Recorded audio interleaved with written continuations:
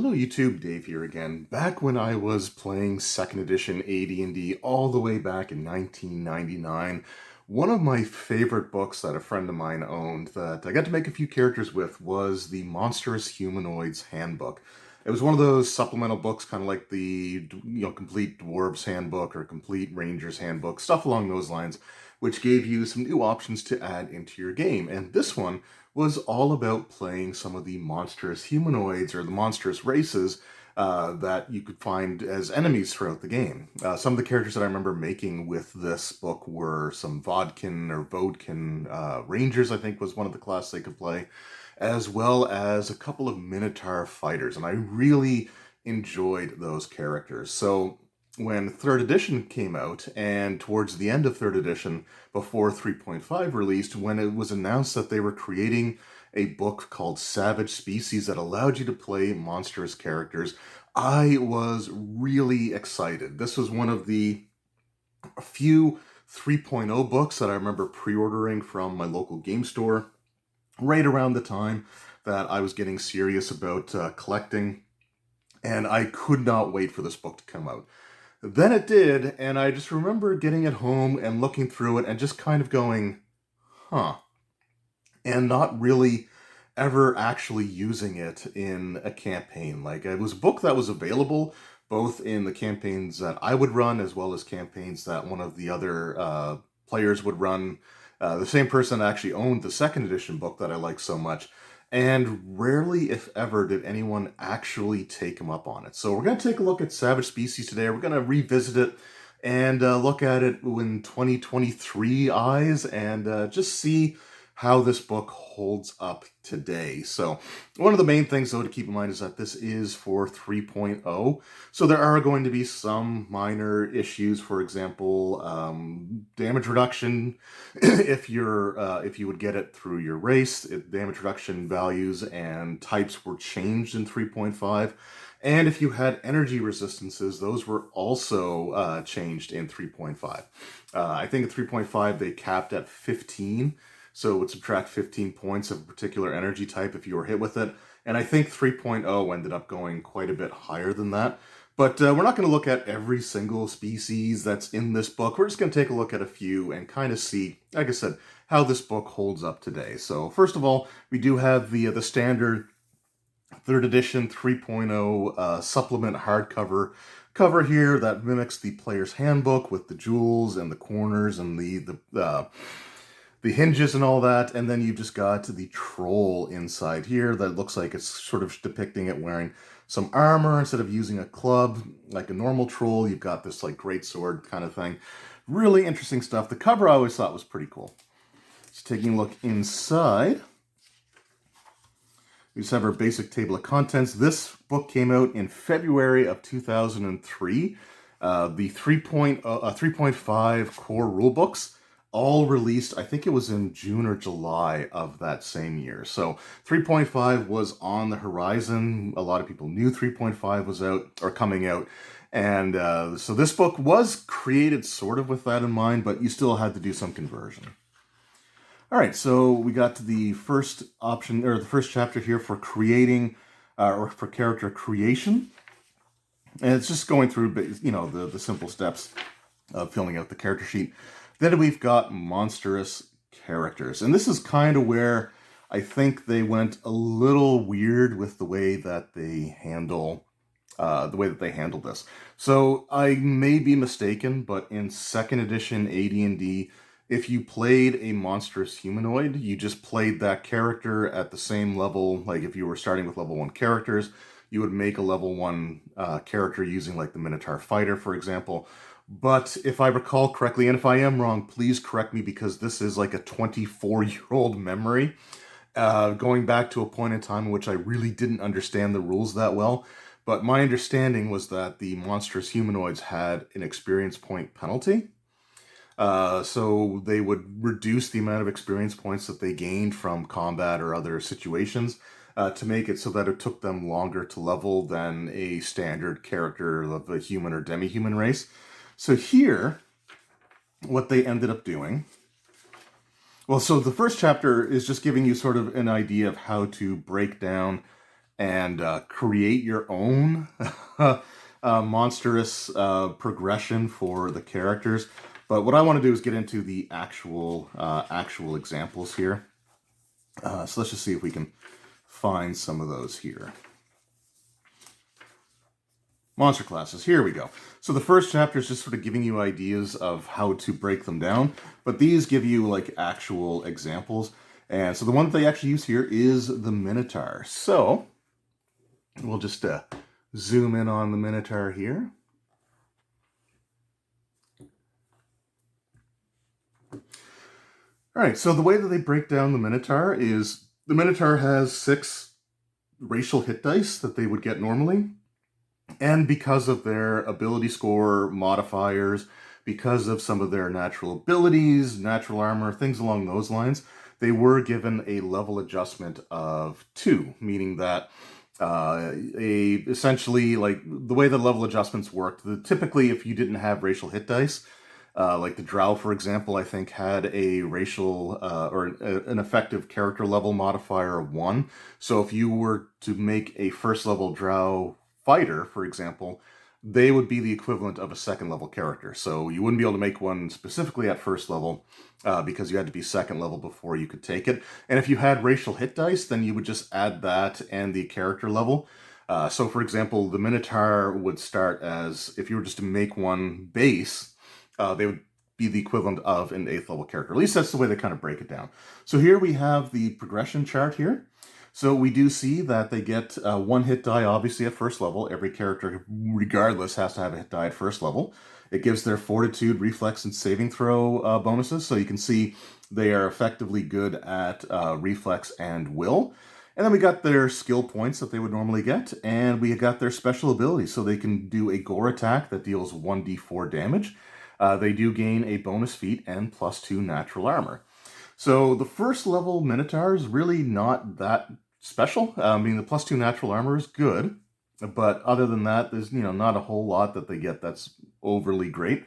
The feat is good as well, I guess. I don't know if that's limited to. So the Minotaur receives 1 feat at first level, 1 at 4th level, another 8th level. After 8th level, it gains. Okay. So these feats that the Minotaur gains don't follow the normal rule for gaining a feat every, I think it's 3 levels in 3rd edition D&D. So these operate actually outside of that. And once you reach 8th level, then you would gain feats at the normal progression rate that you would have for all the other character classes. At 2nd level, their hit dice do go up to +2, or they get 2 hit dice. Their base attack goes up to +2. Each of their saving throws goes up by 1. They gain +2 to strength, keen senses. They gain natural cunning, so they cannot become lost. So some of the Minotaur abilities. And it just kind of progresses on like that. Now, this version of a monstrous humanoid class isn't actually that bad because there's only 2 levels where you're not gaining hit dice. And you are gaining some pretty decent abilities here. Now, some of these will be replaced, right? So, for example, I think with the +5 natural armor, that's what it becomes total. Not like adding it to the original +2 that you have. It's just what the bonus is. But you do get the other ability score boost. You do get some pretty good abilities. So I have to say, like, this was actually kind of this made me feel pretty optimistic about the concept of having these monstrous classes, because like I said, that one's actually not too bad. Like the Minotaur, I think, would be totally acceptable compared to some of the other ones that we're going to get a little bit later on. But that's what I want to take a look at here, is some of the ones later on. We do get some prestige classes because of course you do. It's 3rd edition. You're always going to have prestige classes. That's just the way that the world works. But let's take a look here at the actual character classes here. So these are prestige classes. Oh, I guess the Siren's a prestige class as well. Hold on. There is a section at the back of the book that does give you... God, this is one of the things I hated about 3rd edition, is that it's just so full of... of prestige classes. Like a large section of like every book is. All right. So here we have the appendix. This is the main thing in the book that you really wanted. Like the first chapter does give you rules and guidelines for creating your own, monstrous characters. And that's great, but really, kind of when you buy a book like this, you kind of want that work done for you. And it is at the back in the appendix here. So we do have the air elemental, and this is where things started to feel a little bit like, really? So the air elemental, for example, has 8 hit dice, but an effective character level modifier of 6. So when you look at the progression here, it's really not very good. So like you've got 8 hit dice at 14th level, and they're d8s, and you don't get any other any other ability to increase or change the hit dice. And one of the things that I forgot to mention is that when you make a savage humanoid character or savage monster character, you cannot multi-class until you completed the progression, right? So if you wanted to make an air elemental fighter, you wouldn't gain your first level of fighter until you were a 15th level character. Now that's just not particularly good in my opinion. You've also got a base attack bonus of only +6 at 14th level, and that's really awful. Okay, so a fighter, for example, gains a +1 to their base attack bonus every single level. So at 14th level, they would have a 14 base attack, which would actually give them 3 attacks, one at +14, one at +9, and one at +4. Like the clerics, rogues, monks, and druid characters, and the bard, their base attack bonus progresses 2 for every 3 levels.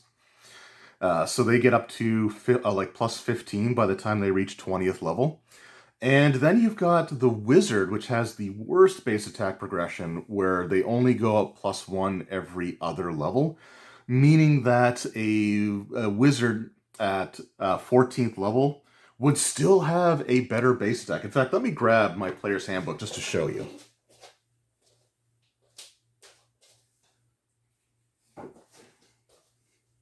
So here is my original 3rd edition player's handbook, and we are going to go to the wizard. And if you take a look, a 14th level wizard has a base attack bonus of +7. So this air elemental, let's just put this book back here. So this air elemental, even though it has things like reach, even though it has like modifiers to its ability scores like strength and dex and all of those things, this character is effectively worse at combat than a wizard at the same level. Like in actual like melee hand-to-hand combat, they are worse than a wizard. And the abilities that they get aren't great either. For example, like they get whirlwind, which is kind of like a whirlwind attack where they get to attack everything around them. Actually, I think that's what it is. Hold on. Conform. Yeah, it gets a slam attack against everyone in the area. Okay, so that's based on a DC. That's all right, I guess. But if it was to actually fight, it's awful, right? And that's the problem with this book, is that so many of these characters just don't work because they're not great. Like and the fact that you can't multi-class out, like you couldn't take levels of fighter or sorcerer or cleric or anything to help offset some of these abilities. Like you're going to be a 15th level character before you get the level 1 features of a regular character class. So if you wanted to make an air elemental wizard, for example, at 15th level, you would have 2 first level spells, plus any bonus ones that you would have for your intelligence, which is not one of the ability scores that you are getting increased here. And again, going through the monstrous progression, you don't get the same ability score increases or feat progression that you would with a normal character. So you're locked in to these ability score increases or decreases, depending on what they may be for the individual race class that they're making here. So it was just honestly really not particularly great.